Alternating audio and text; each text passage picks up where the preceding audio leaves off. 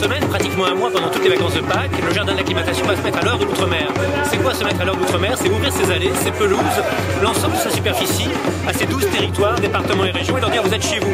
Vous êtes chez vous à travers une rue principale d'artisans, de restaurateurs, où on va découvrir à la fois la technologie, il y a une fusée Ariane, la biodiversité, il y a un stand de l'Ifremer, mais également la gastronomie, l'artisanat de tous ces départements et territoires d'outre-mer. Puis à côté, faire aussi quelque chose de plus vivant, des spectacles, du chant, de la danse, souvent de la danse contemporaine, des contes pour les enfants juste devant la grande volière, des poèmes de Césaire qui sont dans tout le jardin et qui sont la continuation du printemps des poètes.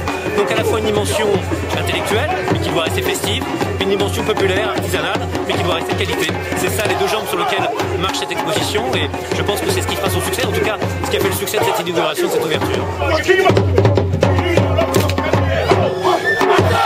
Certes la destination touristique, certes la culture, vous avez vu ces danses folkloriques, mais aussi il y a à découvrir des personnages qui sont peut-être moins connus, comme le Chevalier Saint-Georges. On imagine toujours que ce sont les danses traditionnelles. Il y a un grand musicien qui était Saint-Georges. Je crois que le public a besoin de savoir ce qu'est vraiment l'outre-mer et c'est l'objectif de cette année des outre-mer, c'est de changer le regard, de mieux faire connaître le territoire, faire un peu tomber les préjugés.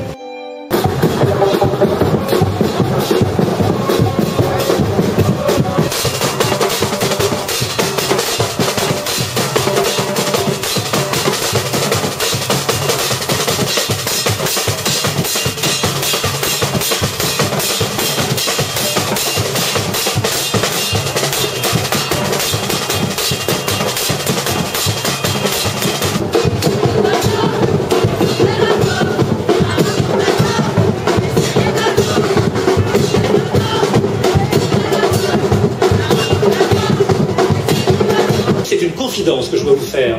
Ce n'est pas le président du jardin qui a eu l'idée de cette manifestation, ce n'est pas non plus les dirigeants du jardin, ce sont les salariés du jardin. Et un certain nombre de collègues sont venus me voir en me disant « Monsieur le Président, chaque année on se casse la tête à accueillir des Japonais, des Coréens, mais pourquoi n'accueillerions pas nos régions, nos départements ?» Car il y avait un certain nombre de salariés ultramarins.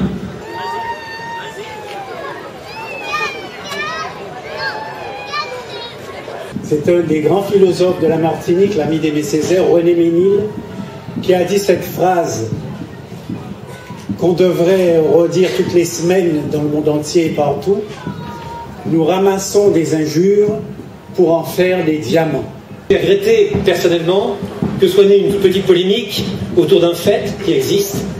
De 1870 à 1910, 33 exhibitions d'êtres humains ont eu lieu dans ce jardin, qui ont montré des Uruguayens, des Cosaques, des Indiens, des Marocains, mais aussi des Africains et des Amérindiens. Je voudrais en dire juste un mot.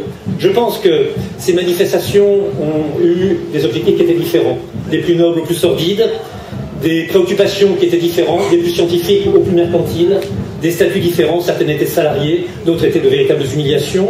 Et parmi les spectateurs, il y avait aussi bien Gobineau que Anatole France. Et donc aujourd'hui, la chose est simple. Si un seul homme a été humilié dans ce lieu, il faut le regretter, et un seul homme exploité, c'est un homme de trop. Et c'est ce que nous pensons tous ici, la direction du jardin. Mais la seconde, c'est qu'il faut entretenir la mémoire en la tournant vers l'avenir. Il y a ici un certain nombre de panneaux pédagogiques dans ce jardin qui sont faits pour rappeler ces épisodes, et non pas pour les cacher. Et je trouve beau qu'au stand de Nouvelle-Calédonie, une femme nous ait accosté et ait dit « Mon père est venu dans ce jardin. Il est venu dans de mauvaises conditions. Il est venu dans des conditions regrettables, mais moi j'y suis.